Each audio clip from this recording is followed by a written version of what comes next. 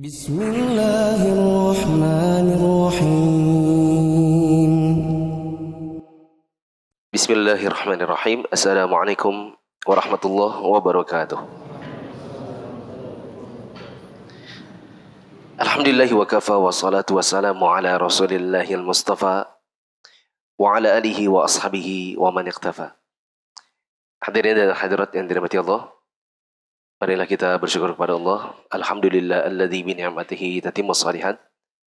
Segala puji bagi Allah yang dengan segala nikmatnya berbagai amal saleh bisa kita kerjakan, termasuk duduk dalam rangka menimba ilmu agama seperti yang kita laksanakan sekarang. Kita akan murojaah kajian Al-Qawaid Al-Fiqhiyah yang telah berlalu sebanyak 14 pertemuan. Kenapa saya bikin murojaah? Kenapa tidak lanjut ke kaidah berikutnya? Alasannya yang pertama, ilmu ini mungkin bukan ilmu yang hari-hari kita bicarakan, bukan hari-hari yang kita praktekkan. Prakteknya mungkin ada sehari-hari, tapi membicarakan bab ini tidak hari-hari. Tidak sebagaimana belajar bab wudu, sholat, dan seterusnya yang ada prakteknya.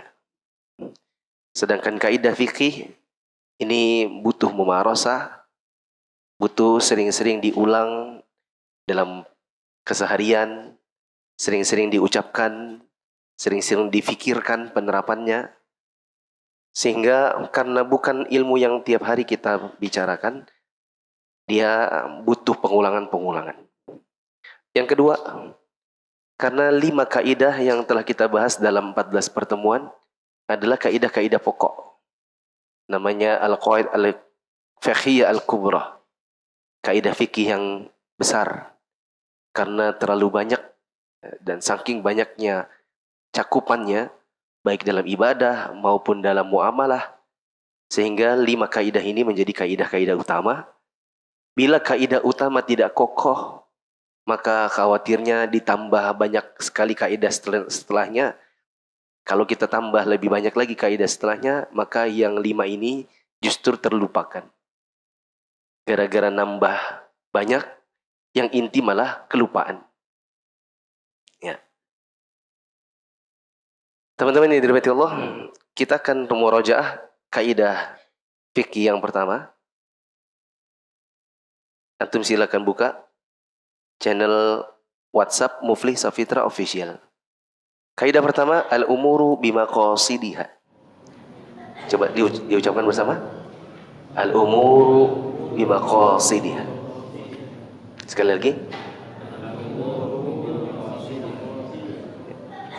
Versi hadisnya innamal a'malu, ya.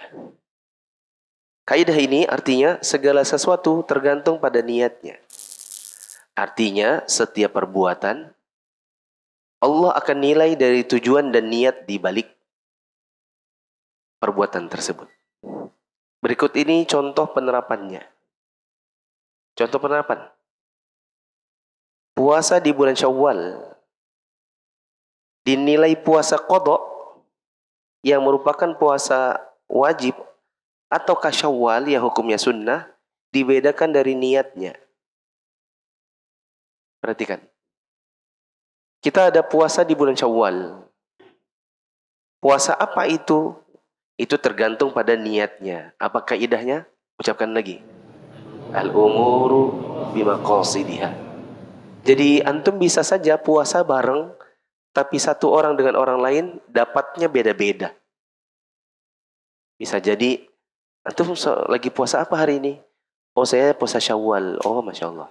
Kalau antum puasa apa? Kalau saya lagi puasa qadha, karena kemarin sempat sakit 2 hari di bulan Ramadan. Sampai sini paham? Dan nanti bisa jadi ada orang mau ngubah-ngubah niat, sudah nggak bisa dilupa lagi. Misalnya, antum hari ini puasa apa?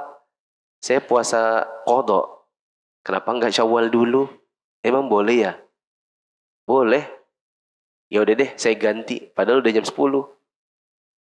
Nah, bisa nggak saya ganti? Kita kembalikan ke kaidahnya. Sebut lagi kaidahnya. Al-umuru bimaqasidiha.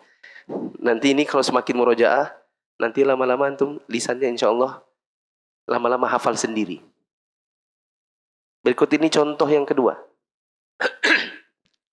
Puasa di bulan Syawal yang bertepatan dengan hari Kamis dan tengah bulan Hijriah akan menghasilkan pahala yang lebih banyak jika diniatkan untuk puasa Syawal, puasa Kamis, dan puasa tengah bulan sekaligus. Tidak seperti orang yang hanya berniat puasa Syawal saja. Perhatikan. Antum puasa apa hari ini Kasful? Saya puasa combo. Wih, baru dengar saya puasa combo. Iya, soalnya saya satu hari ini puasa langsung 3 niatnya. Meskipun puasanya cuma 1. Puasa apa aja antum ini? Puasa Syawal yang 6 hari. Puasa tengah bulan karena ini tanggal 13, 14, 15. Meskipun tidak harus tanggal itu. Kebetulan juga hari ini hari Kamis. Jadi saya niatkan 3 puasa sekaligus. Masya Allah ya. Antum niat apa? Hari ini saya cuma puasa Syawal doang. Saya kira nggak boleh. Bisa. Maka yang 3 dapat pahala 3, yang cuma niat 1 dapat 1. Kok bisa begitu? Jawab. Al-umuru bimaqasid. Contoh ketiga. Ini. Bekerja dengan niat menafkahi keluarga akan bernilai ibadah. Tidak sebagaimana orang yang hanya bekerja untuk cari uang semata. Ngantornya sama, penerimaannya harinya sama, tekan kontraknya sama persis. Bahkan dia tinggal di kompleks sama sebelahan rumah. Perginya bareng, pulangnya bareng. Yang satu dapat duit, yang satu dapat duit plus pahala. Kok bisa? Karena yang mencari duit, niatnya cuma cari duit. Sedangkan yang niatnya buat ibadah biar bisa nafkahi anak istri, dapat pahala. Mereka bilang, kok bisa kami berbeda? Tinggalnya sama, masuk kerja sama, fingerprint bahkan bareng, jempol bareng kalau perlu. Pulang pun bareng. Kok bisa kami berbeda dari sisi pencapaian? Saya cuma dapat uang, sedangkan teman saya dapat uang dan pahala. Jawabannya, al-umuru bimaqasidiha. Lanjut. Contoh lagi, yang keempat. Niat belajar untuk mencerdaskan umat memberikan dampak yang lebih besar daripada yang belajar hanya untuk mencari kesuksesan finansial pribadi. Kuliahnya bareng, angkatan yang sama persis. Wisudanya bareng. Cuman beda IPK dikit aja, satu 3,9, satunya 3,91. Sama-sama pinter. Tapi yang satu di sisi Allah ada pahala lebih, yang satu dapat kesuksesan jadi S1. Kok bisa berbeda? Karena yang satu demi mencapai kesuksesan finansial, sedangkan yang satu lagi dia bilang, kalau nanti saya S1 dan saya sudah bisa jadi sarjana, saya mau mengabdikan diri saya untuk bisa bermanfaat buat masyarakat, saya mau kerja di bidang ini. Niatnya itu sudah lebih visioner jauh ke depan ketimbang temannya yang cuma pengen cari duit. Kenapa bisa mereka dibedakan? Jawabannya al-umur bimaqasidiyah. Gampang? Gampang tidak? Gampang tidak? Kalau gampang, mari kita sebarkan mikrofonnya dan antum yang menjawab setelah ini. Boleh saya minta maju Ezra, Ilham, Cinggi, bapak-bapak maju semua, terutama yang muda-muda. Maju. Siapkan jawaban antum, tidak usah gemetaran. Antum maju.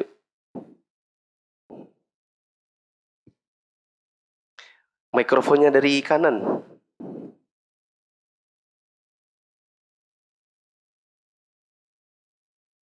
Ceritanya ini antum sudah latihan untuk bisa mulai dakwah di teman-temannya antum sendiri. Berikut ini saya bacakan dan antum nyimak, jangan ikut baca. Ceritanya saya teman kantornya antum. Ada 2 orang melakukan perbuatan yang sama persis, yaitu memberikan bantuan ke temannya. Bantuan keuangan lah.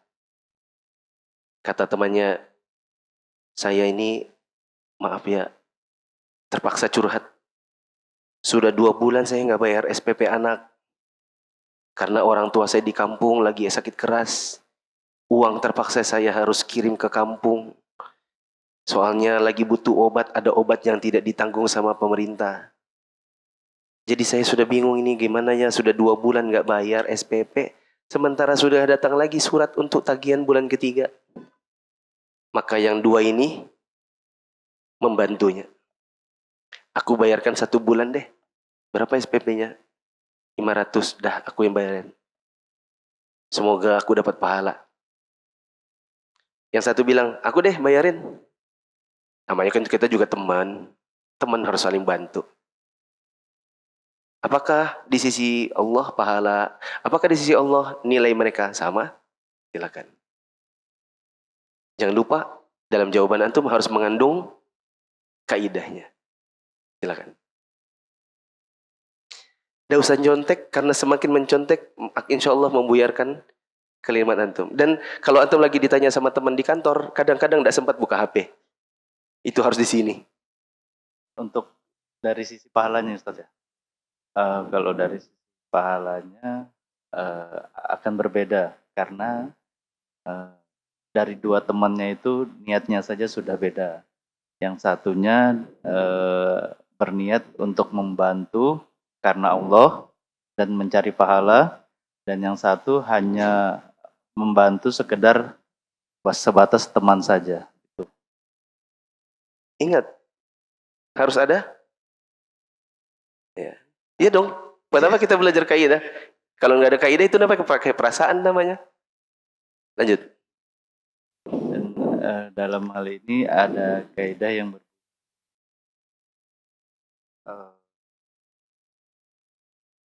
Al-umuru bimaqasidiha. Yang artinya segala sesuatu tergantung pada niat. Asanta. Jangan dicontek ya. Usahakan jangan dicontek.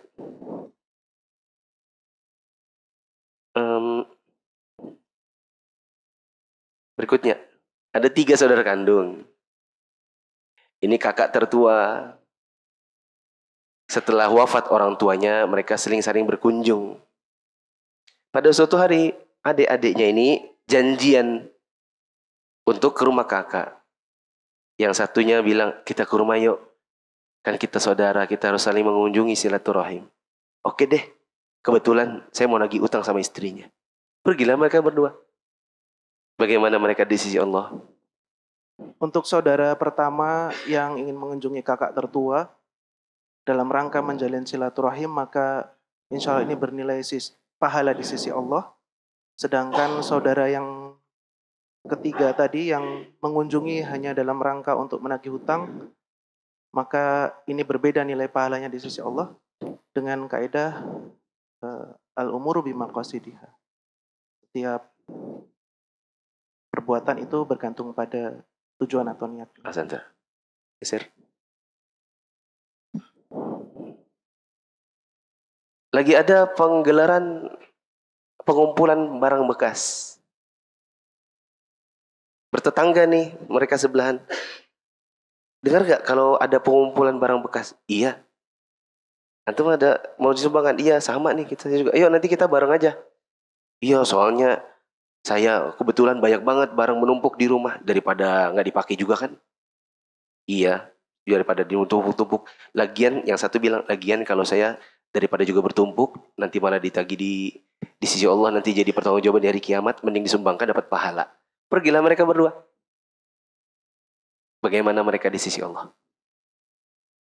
Dalam hal ini untuk yang pertama dengan niatan memberikan barang bekasnya agar menjadi pahala di sisi Allah, maka dia akan mendapatkan pahala sesuai dengan niatnya. Sedangkan yang satunya hanya mendapatkan hanya memberikan barang bekasnya begitu saja dan tidak mendapat nilai pahala di sisi Allah. Dengan ahli itu maka ada kaidah yang berbunyi al-umuru bimaqasidiha. Segala sesuatu tergantung daripada niatnya. Santa.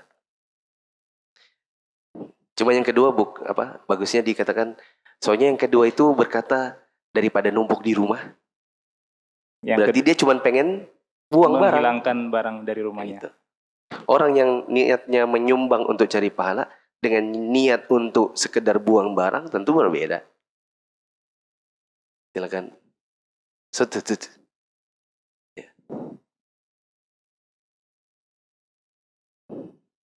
Berikut ini kasus lagi. Saat melihat dua orang melakukan serah terima uang, kita tidak dapat menghukumi perbuatan mereka sebelum tahu apa niat serah terima uang itu. Bisa jadi hukumnya mubah karena niatnya hanya titip uang dan titip barang. Bisa jadi perbuatannya termasuk sunnah karena memberi hutang kepada orang yang sangat membutuhkan pinjaman uang. Bisa jadi sedang menunaikan kewajiban untuk mencicil uang yang dipinjam. Bisa jadi ternyata dia, si pemberi ini mendapatkan pahala karena sedang menunaikan zakat.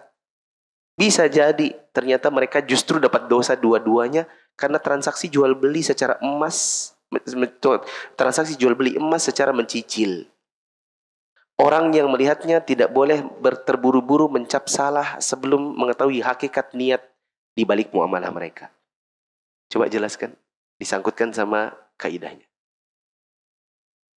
Dalam hal ini sesuai kaidah al-amuru bima qasidiyah, segala sesuatu tergantung niatnya, di mana kasus ini ada niat untuk membantu membayar utang, ada juga akan dinilai di sisi berbeda di mata Allah, dan ada juga berniat untuk bisa jadi berzakat, ada juga berniat yang lainnya. Jadi sesuai kaidah segala sesuatu tergantung pada niatnya. Sebenarnya ini sudah nggak perlu dijelasin lagi karena udah jelas ya. Tinggal ditambahin kaidah al-umur bil qasidiyah. Lanjut. Boleh Tom. Dua pasang orang berkelahi. Ini berkelahi, yang ini berkelahi.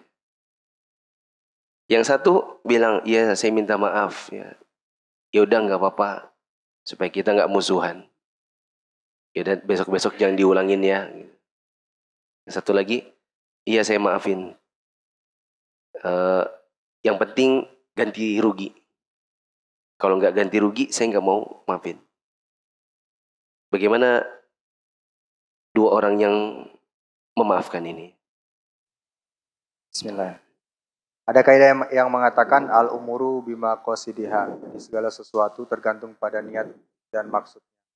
Jadi dalam kasus dua orang yang berkelahi tersebut, yang satu memaafkan karena cuma sekedar memaafkan saja, mungkin yang satu lagi memaafkan dan mencari pahala atau ridha Allah. Jadi dua-duanya mungkin berbeda untuk pahalanya tergantung niatnya tadi.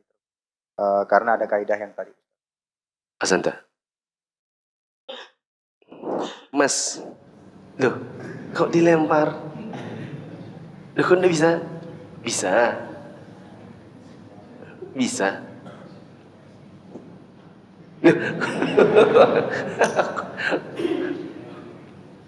Kenapa malu? Oh, ya sudah. Tiga orang bersaudara pergi ke rumah orang tua. Yang satu niatnya adalah untuk birrul walidain, untuk balas jasa.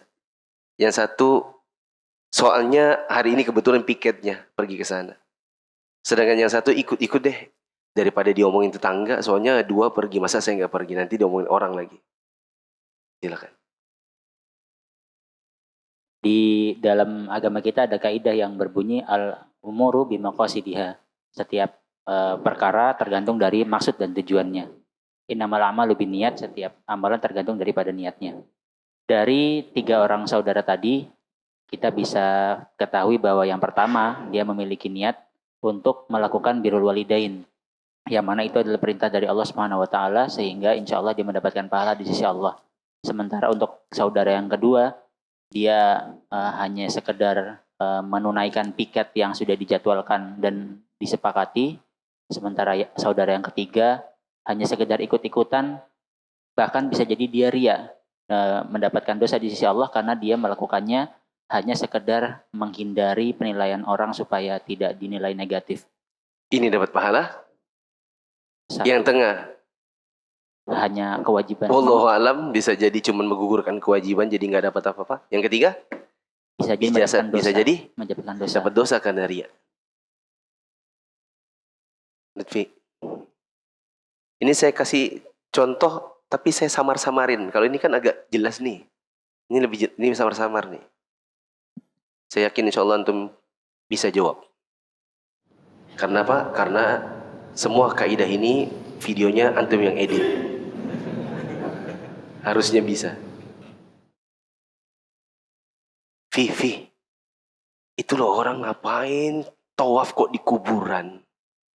Ngapain kuburan kok dikelilingin? Syirik dong, ya kan? Ini lebih samar ini. Ada mi kaidah. Dan kita dalam kehidupan sehari-hari kita akan dapat lebih banyak pertanyaan yang samar daripada yang terlalu jelas kayak gini. Ada kaidah. Sebutkan tadi al-umuru bimaqasidiha. Segala sesuatu tergantung tujuannya. Kalau ada orang tawaf di kuburan, perlu ditanya dulu. Dia ini tawaf kuburan karena kuburannya atau karena nyari kunci? Atau ngapain? Iya, atau ngapain? Nah. Kalau dia ditanya, Pak, kenapa keliling kuburan? Nyari kunci, jat, nggak tahu kemana. Orang Bugis kan dia. Iya. Nah, itu ya mubah aja gitu. Iya. Dia nyari kunci. Tapi kalau misalnya tanya, kenapa Pak keliling kuburan? Nah, ini karena ini kuburan ada anunya, ada karomanya, ada walinya dalam. Jadi saya tawaf di sini buat pengganti tawaf ke Makkah. Nah, ini syirik jatuhnya. Seperti itu. Iya. Berarti antum ngomong sama teman antum harusnya isinya nasihat, ya kan? Iya. Kita itu tidak boleh Suzon. tidak boleh cepat-cepat menghukumi orang. Iya. Karena setiap orang dihukumi sesuai dengan niatnya. Kan kita tidak tahu dia ngapain. Mungkin penglihatan kita dia lagi tawaf. Bagaimana kalau dia bukan tawaf? Bagaimana kalau cari kunci? Lagian kalau tawaf itu mutarnya kayak jarum jam. Mau berarah lawanan arah jarum jam. Coba kamu lihat, dia tawafnya ngapain? Dia searah jarum jam. Berarti dia bukan tawaf. Azan tak? Ini juga harus samar-samar. Karena ketua DKM. Mas Randi, antum tahu nggak di Batakan itu, yang hampir ke Manggar itu, kemarin hari Ahad, saya lihat ada orang tawaf di Ka'bah di situ. Bid'ah ya. Masa tawaf di Balikpapan? Tawaf kan di Mekah kan? Yo. Hey, Mas, di dalam Ustaz. Iya, Mas ya. Mas, di dalam agama kita ada satu kaidah dasar yang menjadi salah satu dasar penting dalam kita menghukumi sesuatu, yaitu al-umuru bimaqasidiha, yang artinya setiap perbuatan itu tergantung dengan maksud dan tujuannya. Adapun yang Masnya lihat ada orang tawaf mengenai Ka'bah di daerah Batakan, itu kan kita tidak bisa menghukumi secara langsung. Kita harus tabayun dulu apa maksud dan tujuan orang tersebut. Tahu saya di Batangan itu ada asrama haji ya. Di situ kan ada miniatur Ka'bah. Nah, baiknya kita tanyakan ke orang tersebut, ini tujuan dia mengenai Ka'bah tersebut untuk latihan manasik haji dan umroh, atau dia ada niat lain. Ketika niatnya adalah hanya untuk manasik haji dan umroh, maka itu hal yang mubah dan bahkan bisa berpahala karena itu bagian dari pembelajaran untuk ibadah. Apabila dia ternyata melakukan tersebut ada keyakinan tertentu yang bertentangan dengan hal tadi, itu baru bisa kita hukumi lebih lanjut apakah itu termasuk perbuatan bid'ah yang diharamkan. Jazakallah khairan. Azanta. Dua orang lagi lari sore. Yang satu niatnya adalah supaya bisa menjaga kesehatan supaya kalau sehat ibadah bisa lebih mudah dan lancar. Sedangkan yang satu supaya perutnya kecil. Silakan. Pada kasus ini ada sebuah kaidah yang dapat diimplementasikan, yakni al-umuru bimaqasidiha, yakni perbuatan itu tergantung pada niatnya. Satu orang itu lari dengan niat untuk agar badannya sehat dan bisa untuk menjalankan ibadah. Dan yang satu itu niatnya untuk mengecilkan perut. Untuk yang agar sehat dan bisa beribadah itu mendapatkan pahala di sisi Allah karena dia berniat untuk bisa lancar beribadah. Sedangkan yang satunya dia hanya mendapatkan perutnya yang kurus karena lari tersebut. Itu pun kalau kurus, ya kan? Sehingga yang satu dapat? Satu dapat pahala, yang satu bisa jadi tidak dapat kurusnya, bisa jadi dapat kurus. Ya, Ahsanta. Geser. Ada dua orang sama-sama membangun fasilitas umum. Kita bangunkan yuk musola. Ya. Boleh kita patungan ya, iya. Yang satu niatnya untuk mencari pahala jariyah. Yang satu bilang nanti musolanya bisa nggak pakai namaku, musola ilham, itu. Sedangkan yang satu bilang, saya ikutan juga karena saya kan sudah dipilih oleh masyarakat. Nah saya harus menjalankan amanah kan, dipilih masyarakat ya, namanya juga pejabat ya. Ya kita harus bantu. Silakan. Baik, jadi outputnya adalah amal ibadah perbuatan amal di sisi Allah itu apakah bernilai pahala, mubah atau lainnya.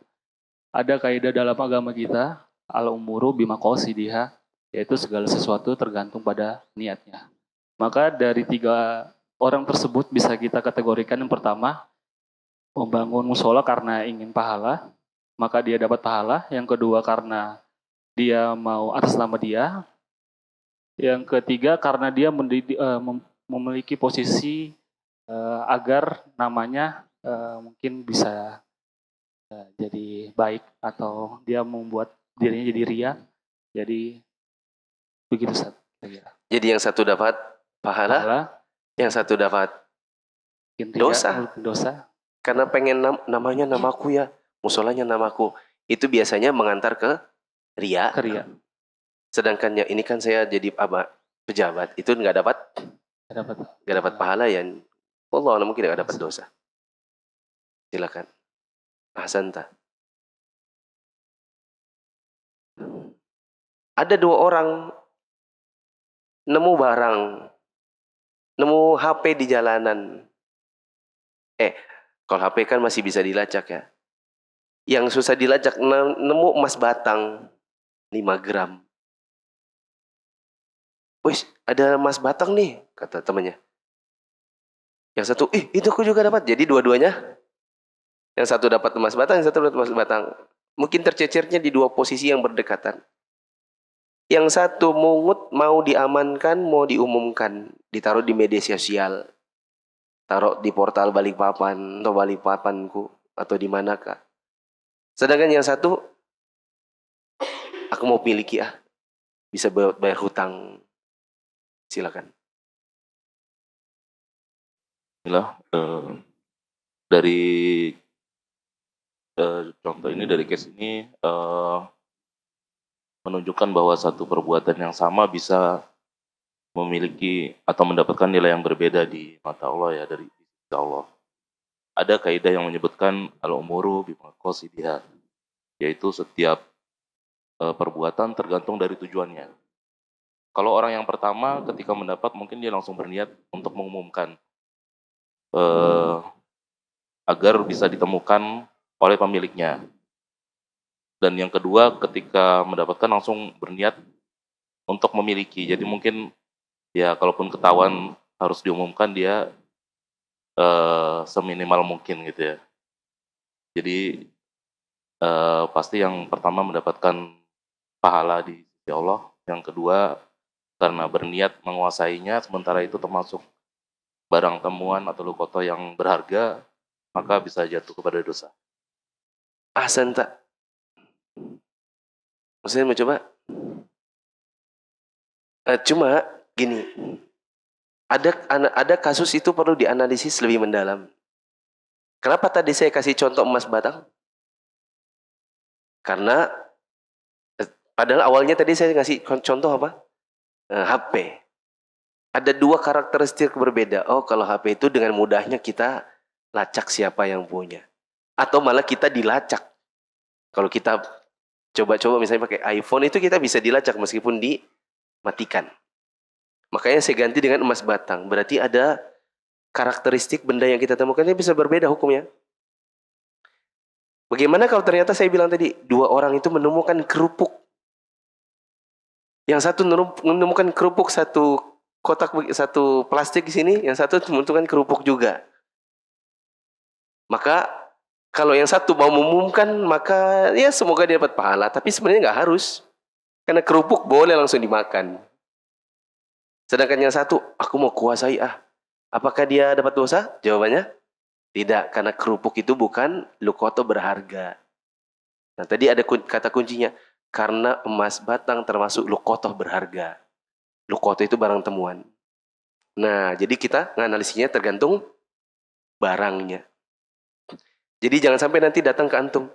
Aki, kemarin saya sama teman berdua itu menemukan kerupuk di jalan. Saya dapat 2 bungkus, dia dapat 2 bungkus. Itu gimana ya hukumnya? Soalnya kami makan. Saya niat umumkan, tapi dia niat menguasai. Tapi akhirnya dia hasut saya, akhirnya kami makanlah sama-sama. Ya. Terus antum pakai kaidah al-umuru bimaqasidiha. Sehingga antum dapat pahala tadinya, terus sekarang antum dapat dosa, teman-teman dapat dosa. Antum kejauhan. Soalnya lukotohnya bukan barang berharga. Husein.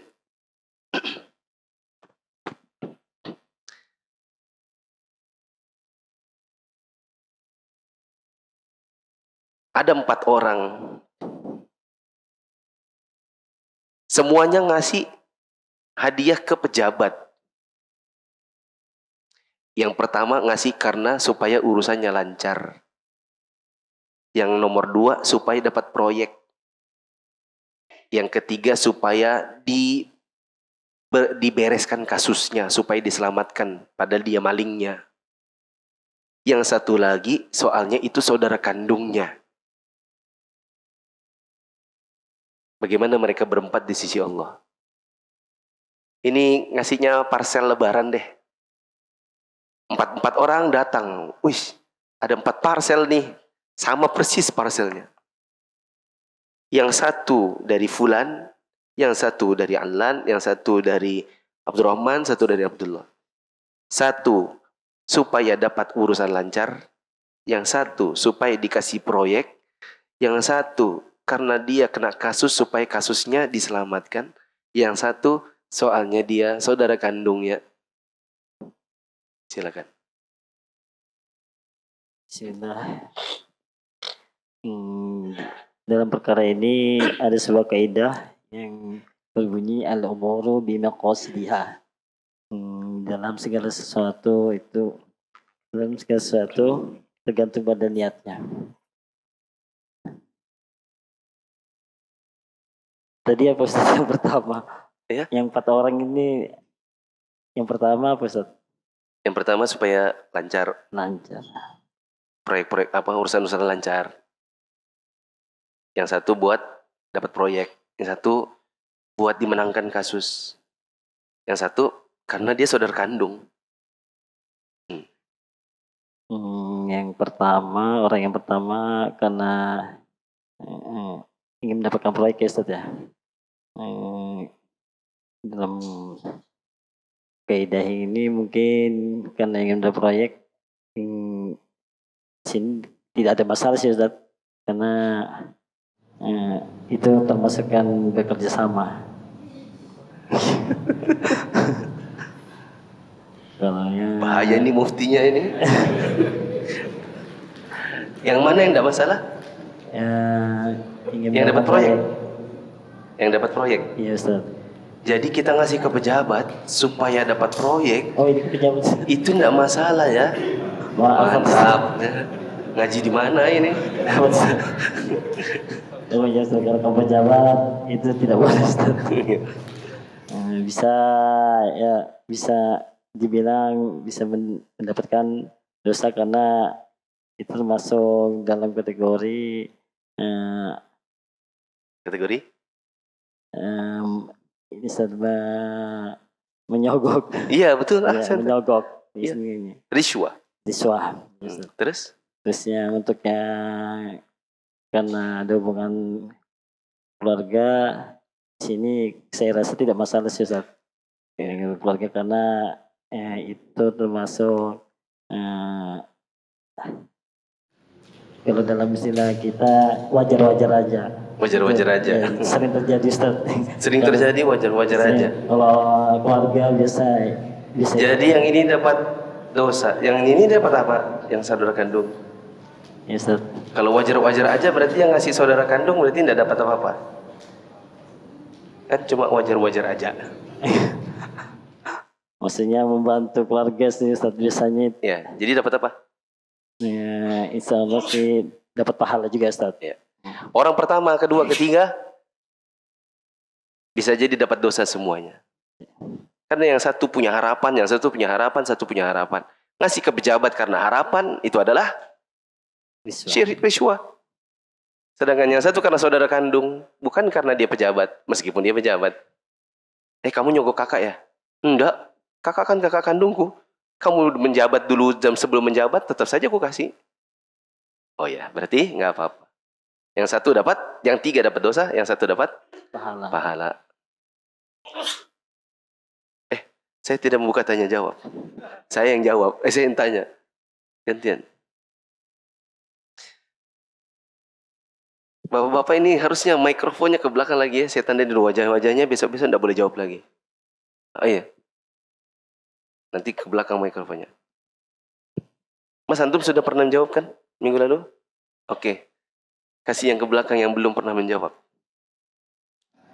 Husein minggu lalu ketika mikrofon hampir ke dia langsung pura-pura keluar sana. Saya tahu dia anaknya pemalu. Hari ini sebenarnya dia mundur di belakang, tapi dikasih mic mau katanya. Dan dia bisa menjawab. Itu menunjukkan bahwa belajar ini bukan belajar main-main. Belajar ini insya Allah bikin antum lebih cerdas mengolah kasus. Padahal dia malu-malu. Hampir di semua kajian dia kalau ditanya pasti malu-malu. Hari ini dia bisa menjawab. Ya kan? Meskipun tadi sempat menyesatkan juga. Ngasih proyek boleh ya. Waduh, nanti kalau ini jadi ustadznya ini banyak pejabat dapat proyek dapat parcel lebaran, semua orang riswa jadi boleh nanti. Tapi mantap ini, ada kemajuan. Azan kah? Azan ini? Mana muazzinnya? Oh ya, azan dulu sebentar. Allahu Akbar, Allahu Akbar. Allahu Akbar, Allahu Akbar.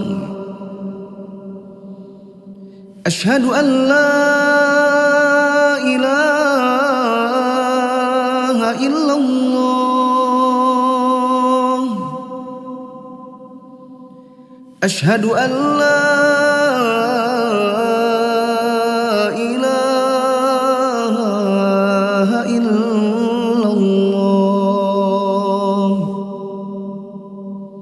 أشهد أن محمد رسول الله. أشهد أن محمد رسول الله. حي على الصلاة.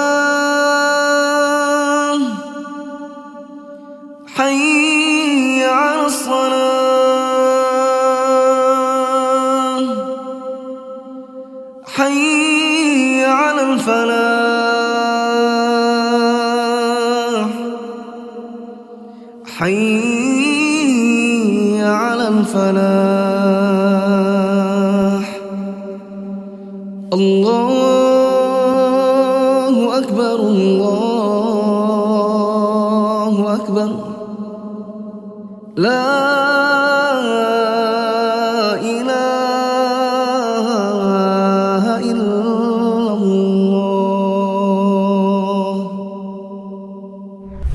Ayo bawa harta ke surga. Dukung pembangunan sekolah Islam Mufid dengan donasi ke rekening atas nama Yayasan Muflih untuk Islam dan Dakwah. Mas, ada 3 orang punya utang. Yang satu bayar karena ingin menunaikan amanah. Yang satu bayar karena malu sering ditagih. Yang satu lagi bayar karena ingin membersihkan diri dari beban. Ada kaidah yang mengatakan al-umuru bima qasidiha. Segala sesuatu tergantung pada niatnya. Dari kasus ini, dari 3 orang ini, yang pertama, dia bisa jadi dapat pahala karena dia ingin melunasi hutang-hutangnya. Yang kedua, dia tidak dapat pahala karena dia malu sering ditagih. Yang kedua ini membayar hutang karena sering ditagih, supaya tidak ditagih terus dia bayar karena dia menggugurkan kewajibannya. Yang ketiga, jadi dia dapat apa? Dia dapat supaya nggak malu, Ustaz. Ditagih. Berarti dia dapat apa ya? Berarti dia nggak dapat pahala. Dapat pahala. Terus? Yang ketiga, sekedar ingin bersihkan diri dari beban. Ini melepas dari tanggung jawabnya, Ustaz ya? Iya. Ya. Ingin lepas dari tanggung jawab aja. Siap.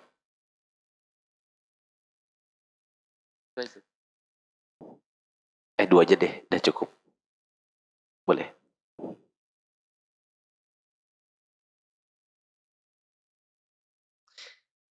Ada 3 ustadz atau ada 3 ikhwah ngaji membantah penyimpangan. Yang satu supaya menjaga agama, yang satu supaya jadi terkenal, yang satu lagi karena emosi. Gimana tuh? Nah, dalam hal ini ada kaidah yang berbunyi al-umuru bima qasidiha. Untuk pelajar atau penuntut ilmu yang pertama, dia akan dapat pahala insya Allah karena menjaga agama dari kesesatan. Betul. Yang kedua, tadi apa?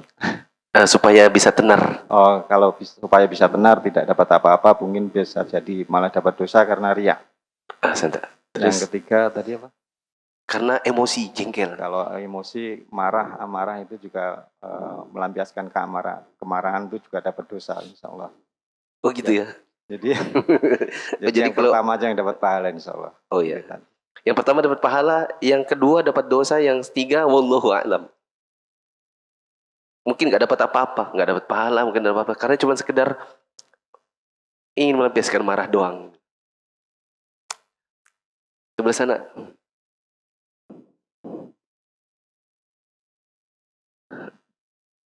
Ada orang makan, minum, dan tidur. Yang satu meniatkan untuk menguatkan diri buat ibadah.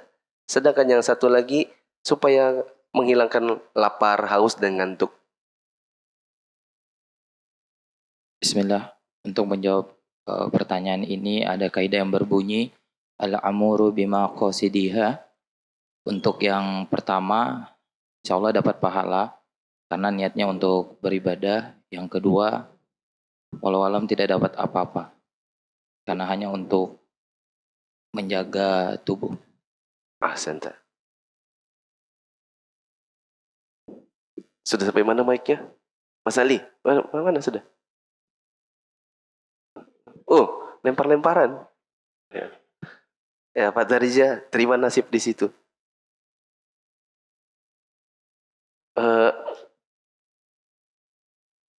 Suatu hari seorang suami berkata ke istrinya, pulang kamu ke rumah orang tuamu. Soalnya waktu itu dia jengkel, jadi bilang pulang kamu ke orang tuamu. Jadi kita pisah aja dulu sementara. Nanti kalau jengkelku sudah hilang, kamu balik sini, oke lah. Suatu hari dia bilang lagi sama istrinya, pulang kamu ke orang tuamu. Sudah saking jengkelnya. Maka dia niatkan, kita cerai. Gimana tuh?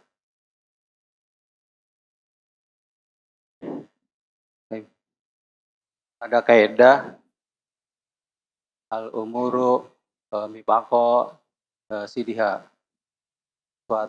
Segala sesuatu tergantung dari niatnya.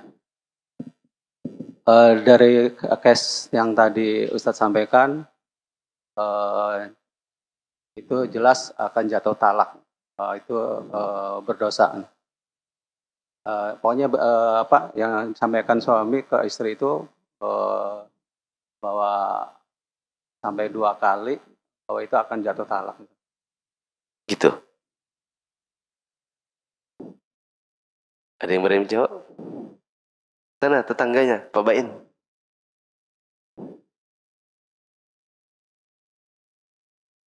Tetangga regensi. Kalau belum bagus, belum pas lagi, tetangga lagi, Mas Amri. Bismillah. Untuk yang pertama, kalau yang pertama itu suami dalam keadaan emosi, bisa jadi itu belum terjadi talak karena karena emosinya tersebut. Dan yang kedua, sudah ada ikrar bahwa dia akan talak, maka dia akan jatuh ke talaknya. Mungkin gitu, Ustaz. Iya. Belum ya? Mas Amri. Berarti kalau kayak gitu, kalau gini ya, soalnya yang pertama itu emosi, jadi belum jatuh talak, gitu ya. Oh, berarti kalau emosi itu nggak jatuh talak. Berarti gitu dong.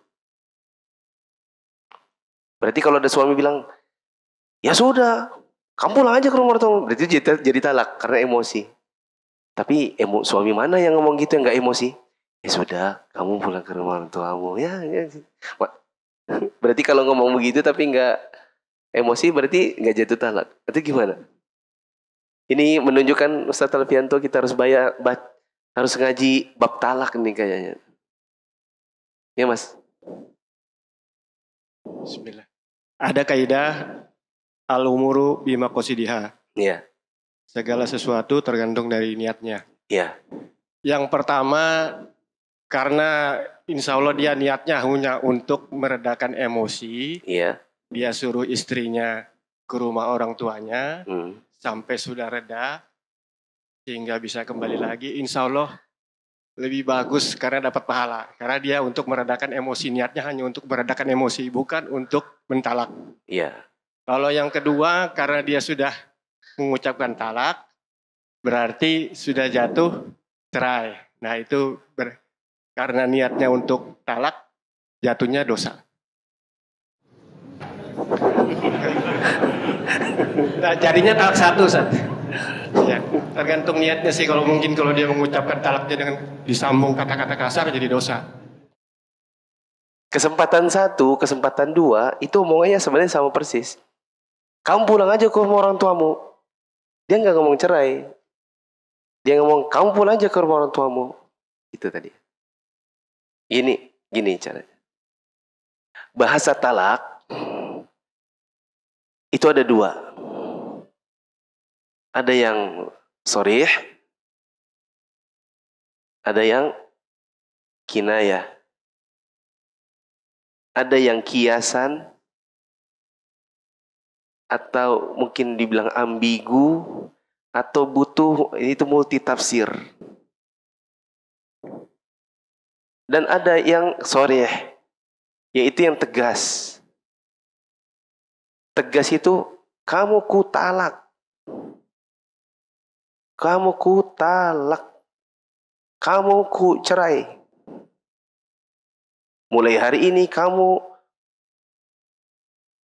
jatuh talak. Apa? Kau bukan istriku lagi.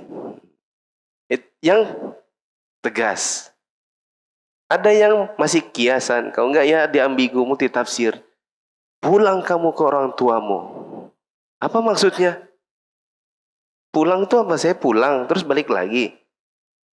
Kata istrinya. Maksudnya aku suruh apa ini? Pulang kamu. Jengkel saya. Pulang ini apa bang maksudnya? Saya pulang, pulangkan, dipulangkan, diceraikan, atau pulang nanti kalau sudah kamu gambar saya balik lagi. Yang mana nih? Berarti multi. Ya sudah kita pisah aja dulu. Ya sudah kita pisah. Pisah itu apa? Pisah badan, pisah ranjang, pisah rumah, pisah gimana? Apa lagi? Antum pernah bilang apa? Apa ya? Ya sudah kita sudah aja, sudahan aja. Apa maksudnya sudah? Ini kan gak jelas, multi tafsir, ambigu. Atau katakannya kekiasan. Yang ini emosi nggak emosi, talak jatuhnya. Mau emosi, nggak emosi. Selama emosi yang biasa, yang akalnya belum tertutup. Kan biasanya ya sudah, apa, gitu kan? Itu masih emosi biasa, emosi umum, belum yang kalut, yang kalap, belum gelap. Ini mau emosi nggak emosi, jatuh talak. Sedangkan yang ini, kalau niatnya cerai, maka jatuh talak. Kalau niatnya bukan niat cerai, maka bukan talak. Jadi cara menganalisis kasus yang tadi itu gini. Ya sudah, kamu pulang aja ke rumah orang tua aku. Orang tua aku lagi. Pulang kamu ke orang tuamu. Nggak mau saya lihat mukamu. Apakah jatuh cerai? Karena waktu yang pertama itu cuman karena jengkel, maka dia belum jatuh talak. Karena dia tidak berniat talak, cuman jengkel, nanti kalau aku sudah nggak marah, kamu balik sini. Sedangkan yang kali kedua, karena diulang lagi, dia bilang, ya sudah, pulang kamu ke orang tuamu. Di hatinya, kamu kutalak. Maka jatuh. Ini kembali ke niat suami. Niat suami. Al-umuru bima qasidiha. Kembali ke niat suami. Segala sesuatu bergantung pada niatnya. Nah, si suami niatnya apa? Niat cerai, jatuh talak. Kalau niatnya tidak cerai, maka tidak jatuh talak. Paham? Demikian. Subhanakallahumma wa bihamdika asyhadu an la ilaha illa anta astaghfiruka wa atubu ilaik. Assalamualaikum warahmatullahi wabarakatuh.